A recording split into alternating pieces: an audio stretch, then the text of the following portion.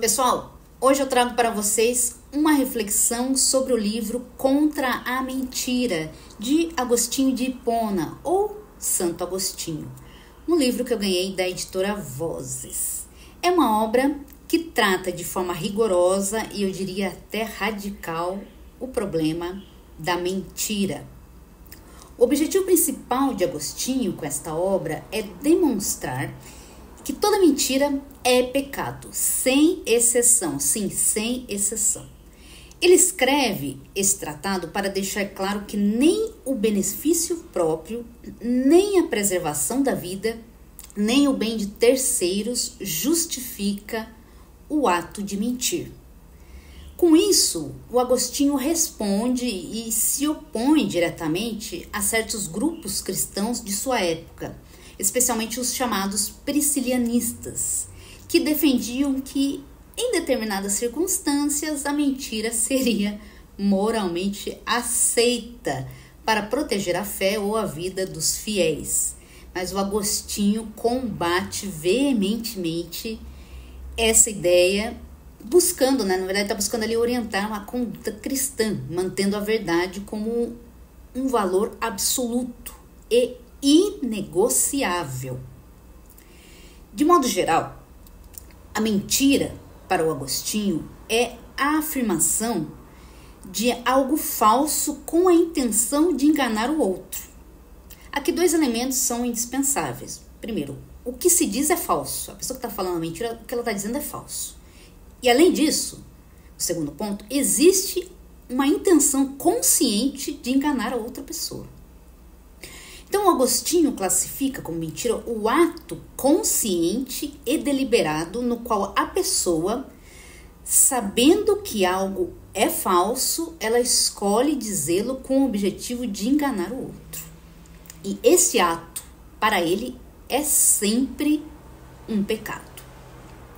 Aliás, essa preocupação, com a verdade, obviamente, não é algo novo de Agostinho, Ela está diretamente enraizada nas cartas de Paulo. Nós sabemos muito bem que o Agostinho era um apaixonado pelo Paulo, Por exemplo, se pegarmos Efésios 4:25, Paulo escreve, deixa eu olhar aqui porque eu não sei de cor. Dio apotemenoi to pseudos laleite alethean recastos meta tu plesion autu hoti esmen alelon mele. Traduzindo. Por isso, deixando a mentira, fale cada um a verdade com o seu próximo, pois somos membros uns dos outros. Percebam como aqui a verdade ela é tratada como uma condição fundamental da vida comunitária, da comunhão, da vida em sociedade. E é exatamente essa visão que Agostinho herda e desenvolve até as últimas consequências, eu diria. E por que Agostinho é tão radicalmente contrário à mentira? Simplesmente porque, para ele, a mentira afasta a alma da verdade, afasta a alma de Deus. A verdade, segundo Agostinho, não é apenas uma regra ética, mas uma realidade que expressa o próprio Deus. Mentira, então, ele rompe. Mentira é algo que rompe com essa ordem, a ordem divina, corrompe a alma e destrói a comunhão com Deus. Mesmo que uma mentira possa proteger alguém ou trazer algum bem, o ato de mentir para o Agostinho já constitui um mal em si. Observe que ele não abre exceção. Por isso, dentro desse tratado, eu quero destacar 2 pontos muito específicos que eu achei muito interessante, que é o modo como Agostinho ele interpreta as histórias de Ló e de Raabe. No primeiro caso, Ló e suas filhas, essa história está no livro do Gênesis, capítulo 19. O Agostinho usa o exemplo de Ló, que ofereceu suas filhas aos sodomitas para proteger seus hóspedes, como um erro grave. Do ponto de vista do Agostinho, foi um erro gravíssimo. Para Agostinho, Ló acreditou equivocadamente que seria menos grave permitir a violência contra mulheres do que contra homens. Então, o Agostinho ele rejeita totalmente essa lógica do Ló e afirma que não se deve nunca trocar um mal por outro. É como se ele tivesse trocado um pecado por outro, nem cometer um pecado alegando um bem maior. No segundo caso, Raabe e os espias ou espiões, né? Essa história de Raabe está no livro de Josué, capítulo 2. Quando os israelitas se preparam para invadir Jericó, Raabe esconde 2 espiões enviados para reconhecer a cidade. Quando os soldados de Jericó então batem a sua porta procurando por eles, a Raabe mente, dizendo que eles já haviam ido embora, quando na verdade eles estavam escondidos no telhado de sua casa.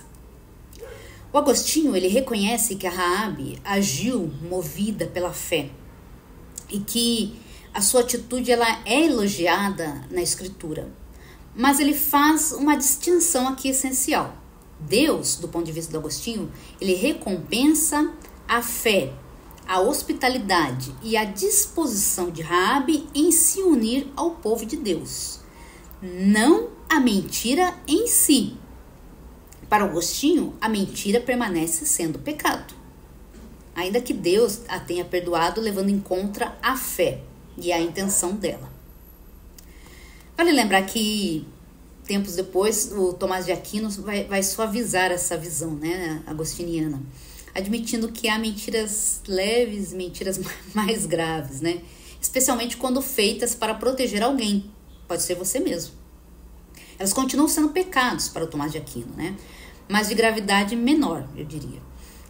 O Tomás de Aquino não chega a justificar a mentira, mas ele suaviza essa rigidez agostiniana. Sim, é claro que eu vou falar de Schopenhauer. Como que Schopenhauer vê essa questão da mentira? Então vamos lá, especialmente para a sua obra sobre o fundamento da moral, que é onde o Schopenhauer adota uma posição oposta àquele rigorismo kantiano, né? Defendendo que a compaixão que é o verdadeiro fundamento da moralidade. Para Schopenhauer, a verdade não é, vamos dizer assim, um valor absoluto, mas algo que deve ser avaliado conforme as circunstâncias e as consequências práticas das ações. Por exemplo, o Schopenhauer argumenta que, em geral, né, a mentira ela é uma forma de coerção equivalente ao uso da força. Por quê? Porque ela consiste em apresentar para o outro motivos falsos que levam o outro a agir contra a sua vontade, quer dizer, contra a sua natureza. E por isso que Schopenhauer classifica como injusta, né? Contudo, o Schopenhauer faz uma ressalva importante. Mentir é moralmente legítimo nos casos de legítima defesa, por exemplo. Seja contra uma violência física, seja contra a astúcia de uma pessoa ou contra invasões de privacidade. E assim como é permitido, por exemplo, repelir um agressor com força, também é lícito você usar a mentira como um meio de se proteger, um meio de proteção. Inclusive para afastar aquelas perguntas indiscretas. Sabe aquelas pessoas que não te conhecem e começam a te encher de perguntas? Você pode mentir, né? Aquelas perguntas que podem gerar algum risco para você. Um exemplo clássico que ele menciona, isso lembra bem o exemplo de Raabe, é que se um criminoso, por exemplo, invade a minha casa perguntando se tem alguém ali, um inocente escondido, né, ali, uma pessoa, eu não só posso mentir, como eu tenho dever de fazer isso para proteger esse inocente ou a mim mesmo. Fora desse contexto, claro, a mentira permanece como uma injustiça para Schopenhauer, né, como eu acabei de dizer. Então, Schopenhauer ele critica duramente essa aversão incondicional de Kant à mentira, considerando-a ingênua, superficial, até incoerente, e sustenta que vícios como a Schadenfreude, ou seja, a satisfação com o sofrimento alheio, ou seja, aquela alegria com o sofrimento alheio, com a desgraça alheia, são moralmente muito mais condenáveis do que a própria mentira. Ou seja, apresentei aqui duas visões diferentes, aproveitei esta obra para fazer uma reflexão também sobre a mentira em Schopenhauer.